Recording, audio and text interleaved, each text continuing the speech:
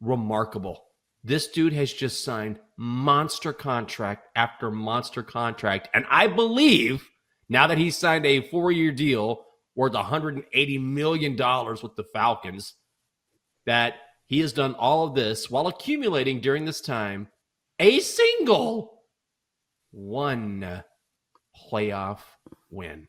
He's been a very good quarterback for a very long time, but it's remarkable that he has gotten paid this much for, at least in the postseason, doing so little. I can't wrap my head around it.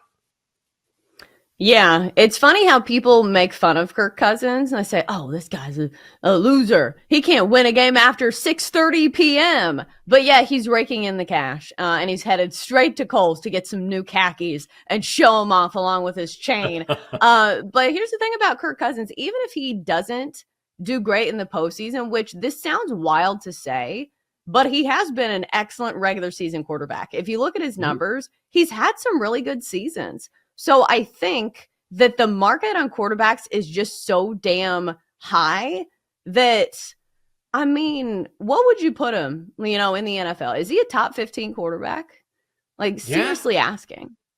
That's what I'm saying. Like, he's a top 15 quarterback. And, quarterback's probably one of the best positions to be good at in all of sports. So he's not making $500 million because look at, like, the best quarterbacks in football. They are making insane-o money. So I think that it makes sense when you start to look at the rest of the market and say, okay, well, what does a really solid regular season quarterback get you? Still gets you a ton of money. So I just think it's just showing of how desperate teams are for even a good, not great quarterback. And I think that's the thing is that at first blush, you would say, whoa, that's not true. He's not that good. But then pump the brakes and think about all the starting quarterbacks in the National Football League. So I think you're right. When it comes to market value, if you're a top 15 quarterback, and I'm not saying he's top tier, but he's certainly in the top half of the league. And if you are, and you have the success that he's had during the regular season, you will get paid. Part of it is, I suppose, his own negotiations, and then part of it is perfect timing as well, right? Because he was with the Redskins before they were the football team, then the Commanders, and then they franchised him a couple times. Then he gets that monster deal to Minnesota, and then just in time, he lands with a Falcons team that, honestly, this is what they needed because they went back and forth last year at quarterback between Desmond Ridder and Taylor Heineke. But they have offensive weapons. Bijan at running back, Drake London at receiver. Drake London has to be counting his blessings and thanking his lucky stars. Oh, 6 pound, 8 ounce baby Jesus. Thank you. I finally have a quarterback to throw to me. He's got Kyle Pitts to work with. They've got Zach Robinson as offensive coordinator who came over from L.A. working under Sean McVay. So the potential is there. And Chelsea, you talk about how quarterbacks move the needle. Yesterday, the Falcons went from 50-1 to 30-1 to win the Super Bowl just because of Kirk Cousins. I wanted to talk about Tony Pollard for just a quick second because he went to my Titans. I think this is a good pickup for my Titans, but it does make me sad. My first reaction was, okay, if we're getting Tony Pollard, this certainly means that Derrick Henry is leaving. And my heart just sinks a little bit because we've been hearing about it for a long time, but like the shoe hasn't dropped yet. Like this is probably how people feel in like Chicago. If you're like a big Justin Fields fan, where you keep hearing about, oh, Justin Fields is leaving. It's just a matter of time, but it still hasn't happened yet. This felt like the surefire move that the Titans are not keeping Derrick Henry. So that makes me sad. Should I be happy, though?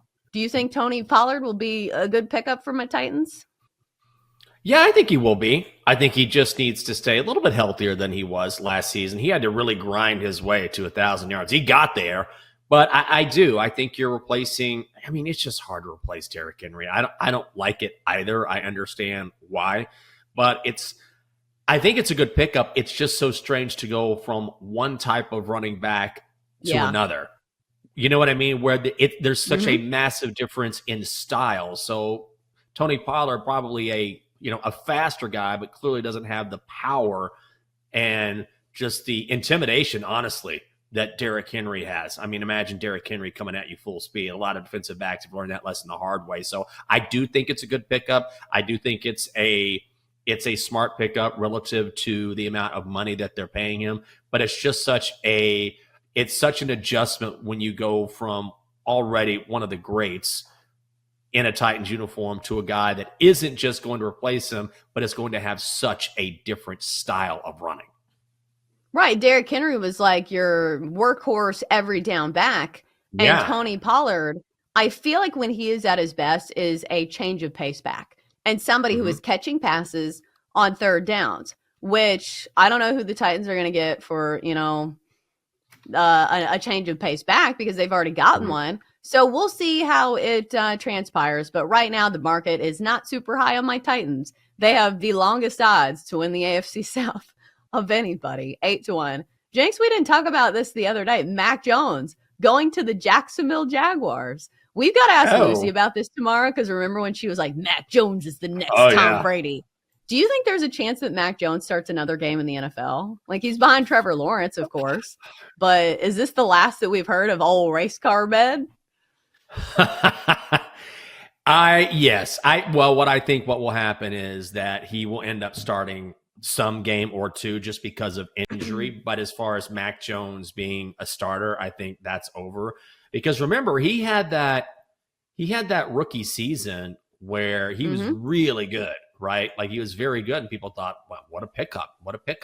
And then he just regressed. And also, I have to say, I think the issue with Mac Jones is he's not very likable. Is there a result? Is there a team that has surprised you or disappointed you that has made you sort of rethink this team or this squad going into the tournament?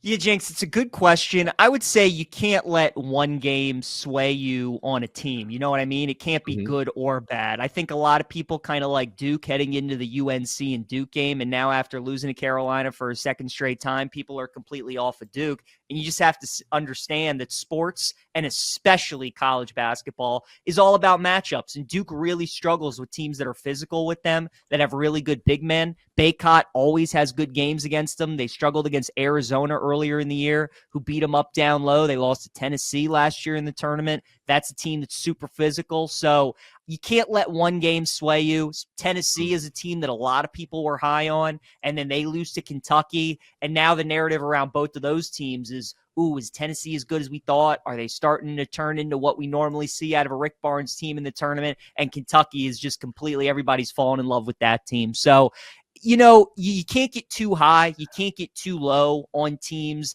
after a result. At this point, every team kind of is who they are. And obviously, now that we've come to this point in the year, conference tournament season, some of these teams are going to play 3 games in 3 days, 4 games in 4 days. So you can't get too high. You can't get too low on these teams. You got to remember they're playing on neutral floors. And especially when they get into the NCAA tournament, it's all about matchups. Because right now, there's a familiarity level with all these teams, right? In the regular season, a bunch of those teams are playing each other for the second time. Now they can meet up for the third time in the conference tournament. So that would be my advice. If you have an opinion about a team, don't change it off of one game that you see here over the next week.